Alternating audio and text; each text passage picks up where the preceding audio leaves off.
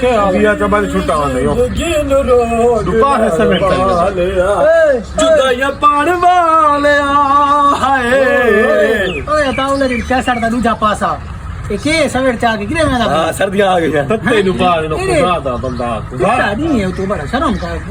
हाली दी पट्टी गड़ा जान तू सवेर पावली तने घरे बड़ा शादी करे नहीं हुन के करवा सुन सोनी तो चावड़ी लुगे लुगे तो सामने बस सामने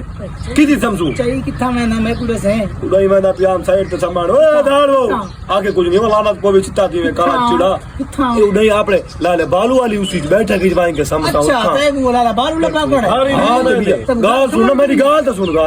अरे मैं भेड़ा अब हे लाला बालू भी कुआरा ते मैं भी कुआरा ना मैं तो दुए कुआरे उठाई मैं समझे आवा तो अल्लाह के माले के तको पत्ते सबड़ी ना समझ के वैसा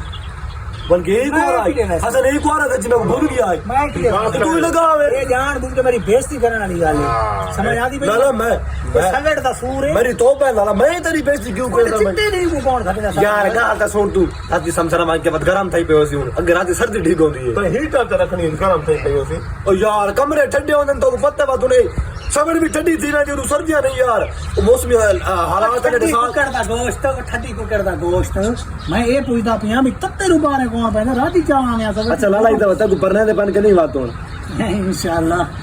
हां मैं पता नहीं लगता असल तक लगता है शादी आगे थोड़ी बात होएगी मां दाड़ो आगे बात होएगी मां थोड़ी थोड़ी शादी तो करा लेंगी हां अगले जन्म में तू ना एडी परनी था ए इवे